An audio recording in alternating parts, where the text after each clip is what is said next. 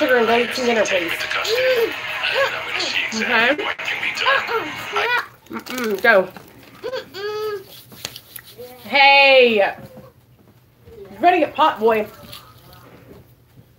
Hey, guys.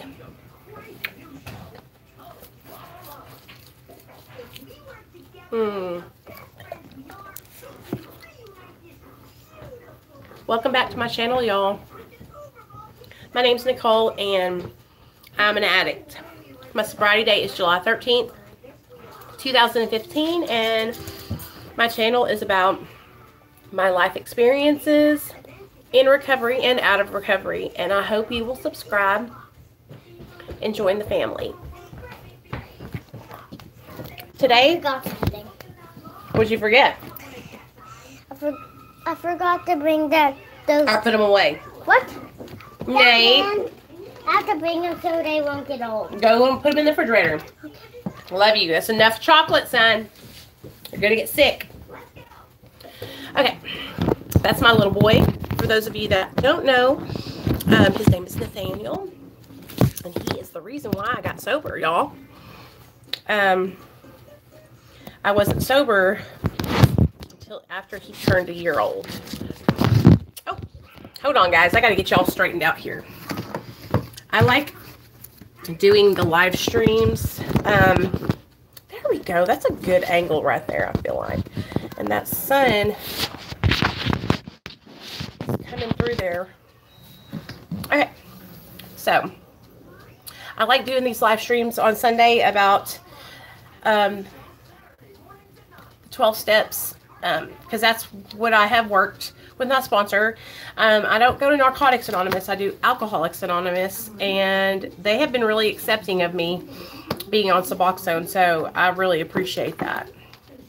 I wanted to share with you guys some work that me and my friend Liz have been doing, and then talk to you guys about the reading, because it's just, I wanted to highlight a couple of spots in here that just really hit me so hard. We stayed on the phone the other day. We read the whole chapter of There Is a Solution together, and just reading it with another addict like me, we were both just like, so we could relate. Like, let me read some pieces to you, and then you guys can know what I'm talking about. Okay. So this is the chapter 2, There Is a Solution. And we're on page 17 at the bottom. The tremendous fact for every one of us is that we have discovered a common solution. We have a way out on which we can absolutely agree, and upon which we can join in brotherly and harmonious action. This is the great news this book carries to those who suffer from alcoholism or addiction. So even in the beginning of the big book, in There's a Solution, it's telling us that in order to obtain the solution, that we've got to put in the work. We've got to take the action. I'm not just going to get sober because my friend is sober. I'm not going to change my life because people around me are changing their lives. I have to do the work. I have to do the self-inspection. I have to look inside myself and realize and get down to the reason why I was using and drinking. And I can look back as far as I can remember, and I used and drank at the beginning because I wanted to fit in.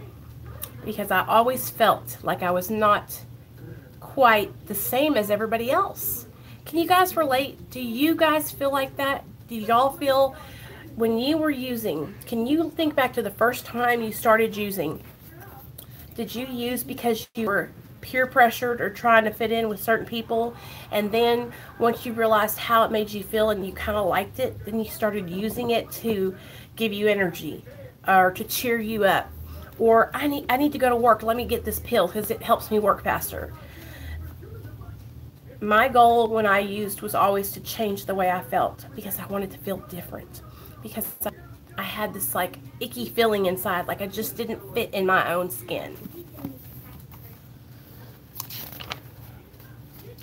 An illness of this sort, and we have come to believe it an illness. So this is where they first talk about the disease of addiction being a sickness, an illness, a disease. Involves those about us in a way no other human sickness can. If a person has cancer, all are sorry for him, and no one is angry or hurt. But not so with the alcoholic illness. For with it there goes an annihilation of all things worthwhile in life. It engulfs all whose lives touch the sufferers. So alcoholism and addiction doesn't just affect the person who is addicted. It touches everyone's life. Anybody who's connected to the addict or the alcoholic is affected by the disease.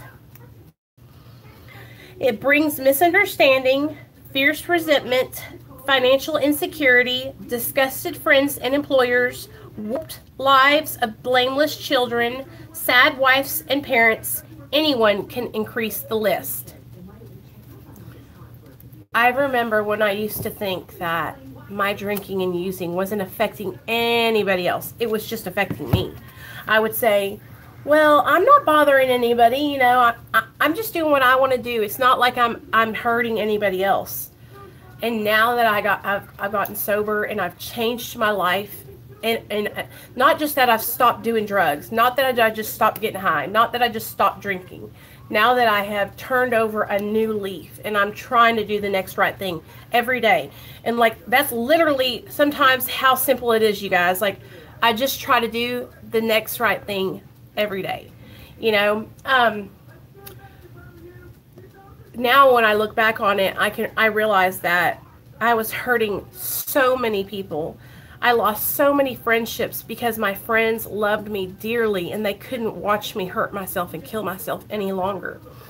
I have friends who tell me now that I'm sober that we've been friends for 20 years, and they're like, Nicole, I'm so glad that you're back to the old Nicole. I'm so glad that you got better, because when I was in my addiction, I was just so fucked up, y'all, all the time. Okay, hold on. Okay. Let me read another part to you that's my favorite. Okay, so this is a good example. How many times people have said to us, I can take it or leave it alone. Why can't he? Why don't you drink like a gentleman or just quit? That fellow can't handle his liquor.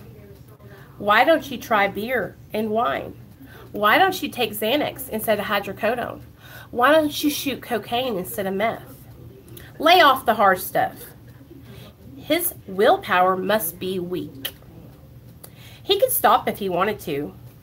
She's such a sweet girl, I should think he'd stop for her sake. The doctor told him that if he ever drank again, it would kill him.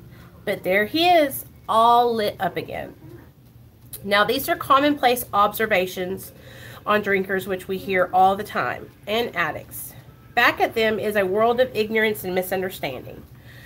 We see that these expressions refer to people whose reactions are very different from ours. And that what they mean by their reaction to drugs and alcohol when taken into the body is totally different than ours. Okay, so I told you guys in the last video that I am the oldest of 3 girls. And so you could line me and my sisters up, and out of 3 of us, 2 of us are addicted. You know, my sister Christine, she used and she left it. She said, I don't like this. I don't want to do this ever again. Oh, hell no. No. Okay. Back of them is a world of ignorance and misunderstanding. Okay. Moderate drinkers have little trouble in giving up liquor entirely. They have good reason for it. They can take it or leave it alone. So in this book, it tells us about the different stages that you go through whenever you're an addict or an alcoholic. Like, some people are moderate drinkers. They can, or moderate drug users. They can go toot a line at a party and then never do it again, you know, or they can drink a glass of wine at dinner and that's it. Bye, I'm good. That's somebody who is just a moderate partier, moderate drinker, you know. Then we have a certain type of hard drinker. He may have the habit badly enough to gradually impair himself physically and mentally. It may cause him to die a few years before his time. If a sufficiently strong reason, ill health, falling in love, change of environment, or the warning of a doctor becomes operative, this man can also stop or moderate, although he may find it difficult and troublesome and may even need medical attention. But what about the real alcoholic, the real addict? He may start off as a moderate drinker. He may or may not become a continuous hard drinker. But at some stage of his drinking or using career, he begins to lose all control of his liquor or drug consumption once he starts to drink. So I think that's what happens to a lot of us, is that when it started out in our addiction, we might have started out, just a weekend warriors. Okay, like going to the club and kicking it and dancing and getting drunk. And I remember, you guys, I used to drink a pint of VSOP and slug that shit with Mountain Dew. And then I'd go into the club and I would dance all night long till 5 in the morning, shut that bitch down. Then I would go over to this guy's house, snort cocaine all night long, and then go home. Like at 7 o'clock in the morning. Those are the days. Those were the crazy days. I don't remember a lot of them. There is this imaginary line that we cross through that only drug addicts and alcoholics will cross through. Like if you don't cross that imaginary line, then you're not an alcoholic or an addict, But there's this line that we cross where our using and drinking stops being a luxury. It's not something we just do for fun. It's not something we just do on the weekend or at parties or at football games. It's something we have to do to survive. And that's where everything changes. That's where shit gets real.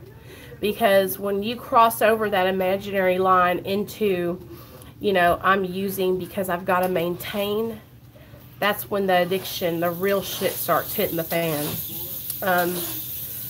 I'm trying to think back into where I think my life really, where I crossed that line. Because even when I was younger and my drug use really started to become an everyday thing. When I started taking opiates in excess. And I had, it was probably I was 20 probably. And I had moved out of my parents' house and I was working at JCPenney. And my addiction it became something I had to do every day to feel okay. Like if I didn't get up and get high, then I couldn't go to work. You know what I mean? Like I would have to find my dope dealer before I would go to work every day. So, I don't miss those days at all, y'all. Like that was hard. Those were hard times, I'm grateful that I'm not like that anymore. Hey, Dad, do you want to have a waist? Let me see. Nate, let me take a shower with that. Wait, can we have one waist? One Okay.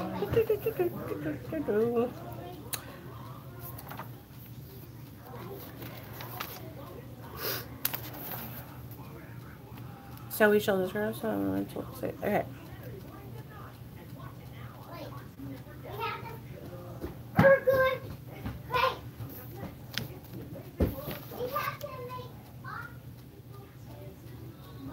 Okay.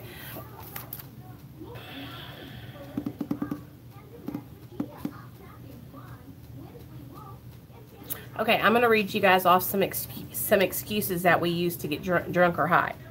In some circumstances, we have gone out deliberately to get drunk, feeling ourselves justified by nervousness, anger, worry, depression, jealousy, or the like. But even in this type of beginning, we are obliged to admit that our justification for a spree was insanely insufficient in the light of what always happened. We now see that when we began to drink deliberately instead of casually, there was literal, serious, or effective thought during the period of premeditation of what the terrific consequences might be. So it's like right before we would go out on a spree or drink or use, we're not thinking, oh, if I do this, I'm going to lose my kids. Oh, if I do this, I might go to jail. And that's where that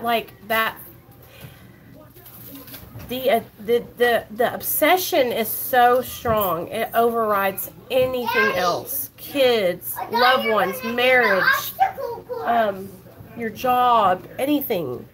So I just wanted to read a little bit of that with you and tell you guys that I hope you're having a great Sunday, and I will holler at y'all later.